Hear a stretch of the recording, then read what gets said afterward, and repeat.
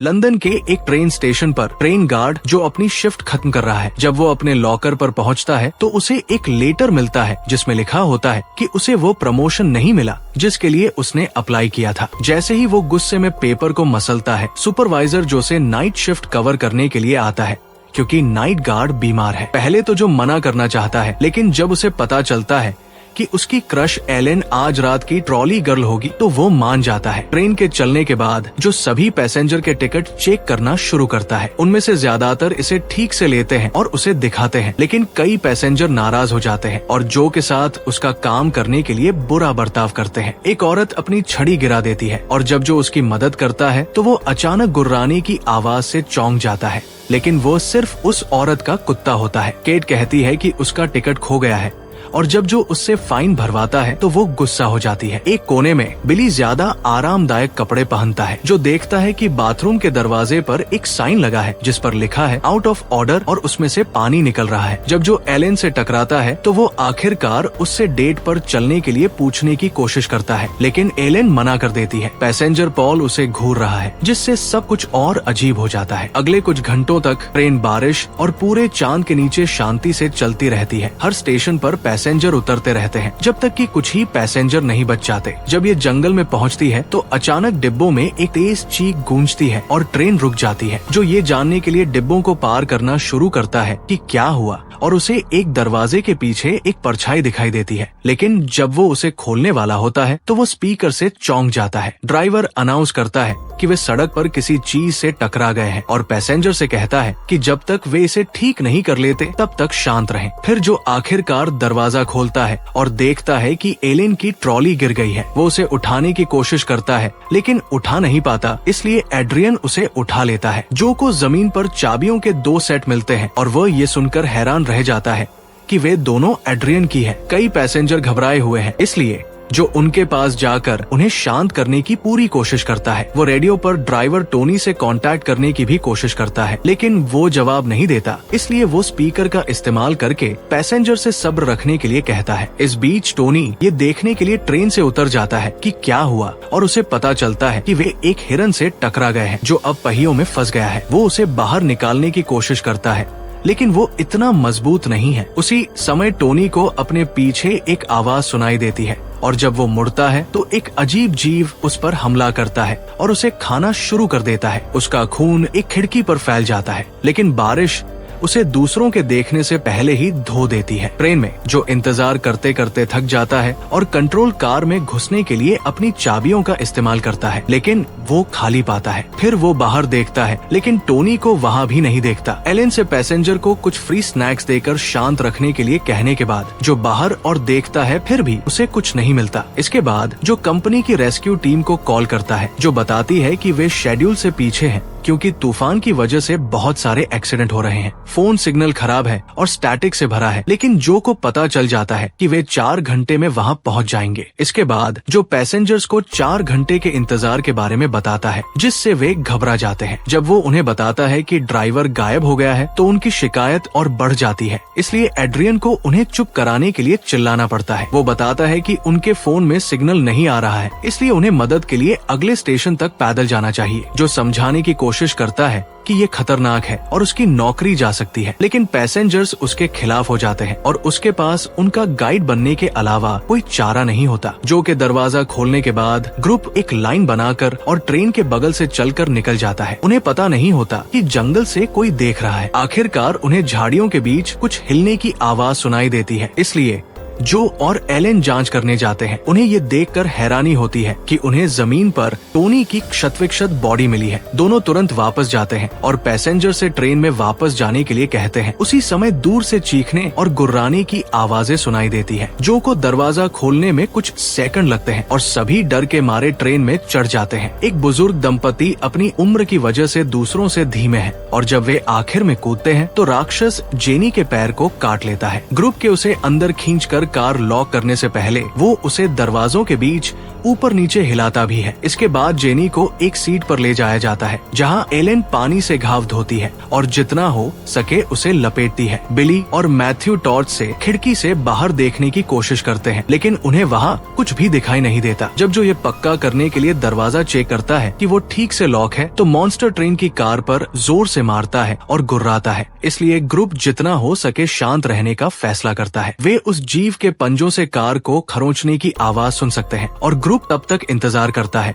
जब तक ट्रेन से दूर से उसकी चीख सुनाई न दे, ताकि वे फिर से बोल सके। फिर जो ट्रेन फोन इस्तेमाल करने के लिए कंट्रोल कार में जाता है, लेकिन वहाँ कोई सिग्नल नहीं होता। उसी समय बिली उसके पास आता है और बताता है कि वह एक इंजीनियरिंग स्टूडेंट है। कंट्रोल्स को देखकर वो बता सकता है कि फ्यूल लीक हुआ है, जिसकी वजह से ट्रेन के क्रैश होने पर लाइन फट गई थी। अगर वे इसे ठीक नहीं करते हैं तो वे कभी आगे नहीं बढ़ पाएंगे। बाहर दिखाया गया है कि ट्रेन का एंटीना टूटा हुआ है, जिसका मतलब है कि ये किसी जीव ने किया है, जो पैसेंजर्स को सिचुएशन समझाता है, जो इस बात पर बात करने लगते हैं कि उन पर हमला करने वाला जानवर कौन सा है। एड्रियन उसे भालू कहता है, लेकिन नीना बताती है कि भालू नहीं चिल्लाते। जेनी कहती है कि वो कोई जानवर नहीं था, बल्कि कोई इंसानी चीज थी। हालांकि सबको लगता है कि ये शौक की बात है। अचानक उन्हें दूसरी कार के अंदर से आवाजें सुनाई देती है और उन्हें चिंता होती है कि शायद मॉन्स्टर अंदर घुसने की कोशिश कर रहा है। जो एक फायर एक्सटिंग्विशर लेता है और बिली और एड्रियन के साथ जांच करने जाता है। वे ध्यान से कार पार करते हैं और पता चलता है कि आवाज बाथरूम से आ रही है। जैसे ही एड्रियन हमला करने के लिए तैयार होता है, जो दरवाजा खोलता है तो पॉल को बाहर गिरते हुए देखता है। पता चलता है कि वो क्रैश से पहले से ही वही फंसा हुआ था। चारों लोग ग्रुप में वापस जाते हैं और पॉल को पूरी कहानी बताई जाती है, लेकिन मॉन्स्टर के बारे में घबराने के बजाय वो दुखी होता है कि उसका स्टॉप छूट गया। कुछ देर बाद वे जेनी के घाव को चेक करते हैं और देखते हैं कि वो और खराब हो रहा है, उसे बुखार भी है। केट देखती है कि नीना छोटी है और डरी हुई है, इसलिए वो उसे अपनी बेटी के बारे में कुछ कहानियां सुनाकर दिलासा देती है। अचानक वो जानवर फिर से दरवाजे पर जोर जोर से दस्तक देने लगता है और फिर छत पर कूद जाता है, जिससे ट्रेन की लाइटें बंद होने लगती है। उसी समय नीना के फोन पर सिग्नल आता है और उसे अपनी माँ का कॉल आता है, लेकिन जैसे ही वो मदद मांगने की कोशिश करती है, वो जानवर खिड़की से अंदर आ जाता है। वो नीना के पैर पकड़ता है और चिल्लाते हुए उसे बाहर खींचता है, तो केट उसकी मदद करने के लिए उसका हाथ पकड़ने की कोशिश करती है। हालांकि मैथ्यू उसे वापस खींच लेता है, क्योंकि वो भी पकड़ी जा सकती थी। फिर वे छत पर जानवर को नीना को मारते हुए सुनते हैं और उसका खून खिड़कियों पर देखा जा सकता है। डरकर ग्रुप दूसरी कार में छिपने के लिए भागता है और केट घबरा जाती है, क्योंकि कोई भी नीना को बचाना नहीं चाहता था। बहस तब तक चलती है जब तक जेनी का पति गेड सबको चुप कराने के लिए चिल्लाता है और उन्हें याद दिलाता है कि जिंदा रहने के लिए उन्हें मिलकर काम करना होगा। ट्रेन में औजारों का एक बॉक्स होता है, इसलिए पैसेंजर ट्रेन के ही टुकड़ों जैसे सीटों से कार के हर एंट्री पॉइंट पर बैरिकेडिंग करने लगते हैं। समय बीतता जाता है और हर मिनट सब और उदास होते जाते हैं। जेनी और केट को एहसास होता है कि उन्हें नीना का नाम नहीं पता था और जेनी मानती है कि वो कभी बच्चे पैदा नहीं कर पाई, जबकि वो चाहती थी। एक कोने में एड्रियन जो से बात करता है, उसे बताता है कि उसके पास चाबियों के 2 सेट हैं, क्योंकि उसके पास अपने परिवार के लिए एक अच्छी जगह है और अपने शरारती कारनामों के लिए एक सीक्रेट अपार्टमेंट है। उसका मानना है कि काम चलाने के लिए जो जरूरी है वो करना चाहिए, भले ही वो अच्छा ना हो, और वह जो से कहता है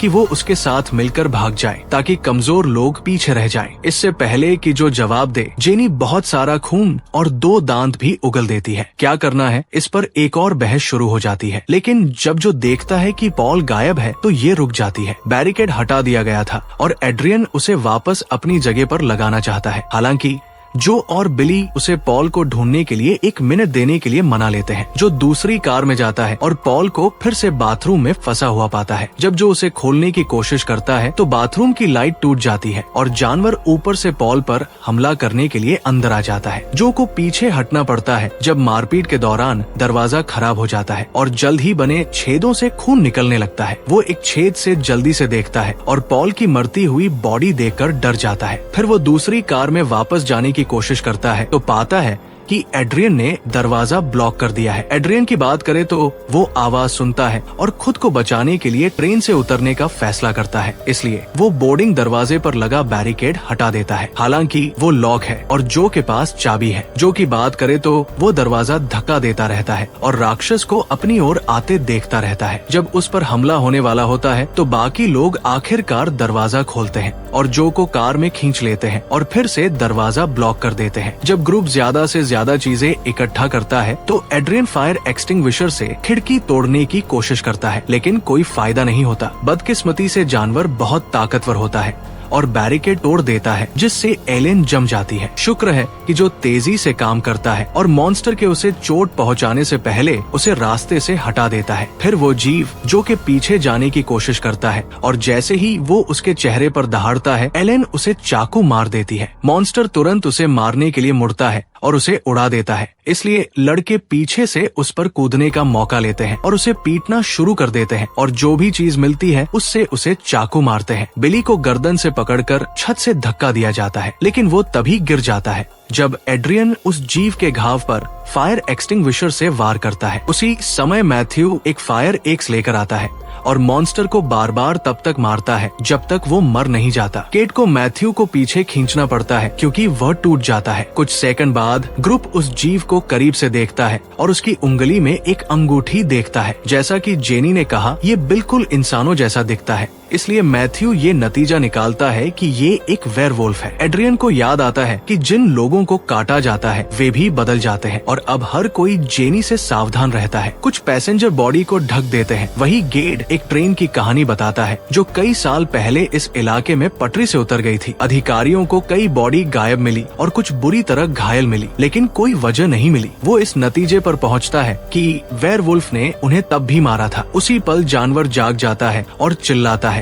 इसलिए जो तुरंत उसके चेहरे पर फायर एक्सटिंग्विशर से मारना शुरू कर देता है। जंगल में दूसरे वेयरवुल्फ अपने मरते हुए लीडर की चीख सुनते हैं। अचानक जेनी का चेहरा बदलने लगता है और वो भी गुर्राने लगती है। एड्रियन उसे पूरी तरह बदलने से पहले ही मारना चाहता है, लेकिन गेड उसे ऐसा नहीं करने देता। दूसरे पैसेंजर भी उसे पीछे धकेलते हैं, लेकिन एड्रियन उनकी पकड़ से लड़ता है। हार मानने से इनकार करता है। वो टूटकर जेनी का गला घोंटने लगता है, इसलिए जो उसे गिराने के लिए मुक्का मारता है। फिर ग्रुप एड्रियन और जेनी दोनों को बेल्ट से बांधने के लिए राजी हो जाता है। इसके बाद वे एक प्लान तय करते हैं। बिली ट्रेन को ठीक करने की कोशिश करेगा और एलेन को सिखाएगा कि जैसे ही ट्रेन रिएक्ट करे उन्हें वहाँ से निकालने के लिए कौन से बटन दबाने हैं। जो स्पीकर के जरिए स्पीच देता है ताकि सबकी उम्मीदें बनी रहें। मैथ्यू और बिली ट्रेन से उतरते हैं और जल्दी से लीक ढूंढ लेते हैं। बिली उसे ठीक करने के लिए ट्रेन के नीचे जाता है। मैथ्यू नजर रखता है। अंदर केट बताती है कि कुछ समय पहले उसकी और एड्रियन की एक गंदी रात साथ में गुजरी थी, लेकिन एड्रियन को अपने किसी भी वन नाइट स्टैंड की याद नहीं आती। जेनी को सांस लेने में दिक्कत होने लगती है और एड्रियन जोर देता है कि देर होने से पहले उन्हें कुछ करना चाहिए। उसी समय मैथ्यू जंगल में एक आवाज सुनता है और बिली को बिना लाइट के छोड़कर जांच करने जाता है। जंगल में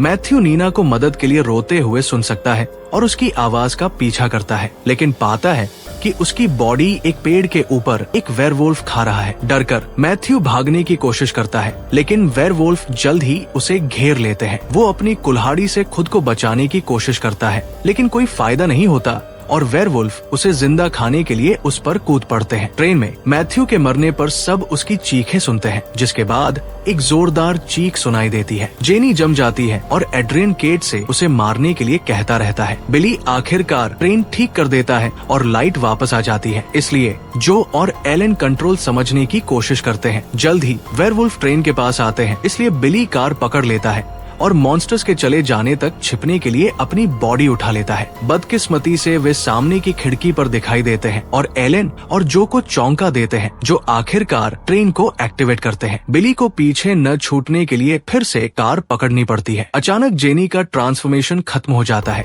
इसलिए केट एड्रियन को छोड़ने के लिए दौड़ती है, इससे पहले कि जेनी अपनी नई ताकत से आजाद हो जाए। एड्रियन गेड की मदद करने की कोशिश करता है, लेकिन जेनी उसे गिरा देती है। उसी पल एक और वेयरवुल्फ दरवाजे पर दिखाई देता है और केट को पकड़ लेता है, जो मदद के लिए चिल्लाती है। हालांकि एड्रियन उसे और वेयरवुल्फ को ट्रेन से धक्का देने के लिए लात मारता है। ट्रेन तेजी से निकल जाती है और केट पीछे रह जाती है और जल्दी ही वेयरवुल्फ का खाना बन जाती है। जैसे ही गेड अपनी पत्नी को समझाने की कोशिश करता है, एड्रियन फिर से जेनी से लड़ने की कोशिश करता है, उसे रिंच से मारता है। गुस्से में गेड उसे मारने से पहले ही उसे वापस घूंसा मार देता है। फिर जेनी अपने पति पर कूद जाती है और उसकी गर्दन पर काट लेती है, जिससे उसका खून बहने लगता है। जब जेनी एड्रियन के पीछे जाने की कोशिश करती है तो बिली उसे पकड़ने की कोशिश करता है और गलती से उसकी की हुई मरम्मत टूट जाती है, जिससे ट्रेन फिर से रुक जाती है। जो और एलन कंट्रोल कार से बाहर निकलते हैं और एड्रियन को मारने से ठीक पहले जेनी को चाकू मार देते हैं। फिर गुस्से में जो एड्रियन को पीटने के लिए उस पर कूद पड़ता है, लेकिन एलन उसे रोक देती है। वेयरवुल्फ इस मौके का फायदा उठाकर ट्रेन में घुस जाते हैं, इसलिए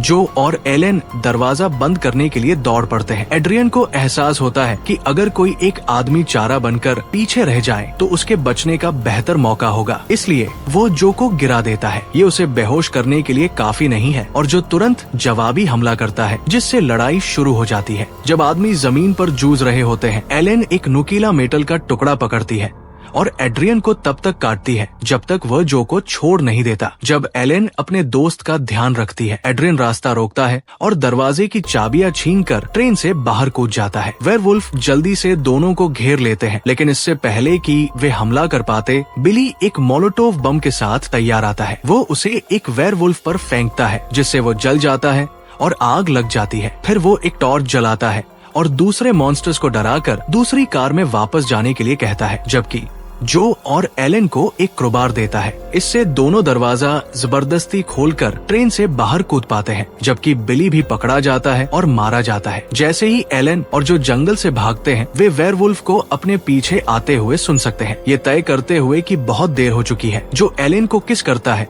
और फिर उसे जाने के लिए कहता है, क्योंकि वो ध्यान भटकाने के लिए पीछे रहेगा। रोते हुए एलन भागने का रास्ता ढूंढती है, जबकि जो मेटल के टुकड़े से वेयरवुल्फ से लड़ना शुरू कर देता है और उनमें से एक को चाकू मार देता है। वो कितनी भी मेहनत करे, वेयरवुल्फ उस पर हावी हो जाते हैं और आखिर में उसे काट लेते हैं। कुछ देर बाद एलेन हाथ में जो का नेम टैग लेकर अगले ट्रेन स्टेशन पर पहुंच जाती है। इस बीच एड्रियन दौड़ता रहता है और उसे जमीन पर कुछ कपड़े मिलते हैं। वेयरवुल्फ अचानक उसे घेर लेते हैं और नया बना जो हमला करने के लिए कूद पड़ता है।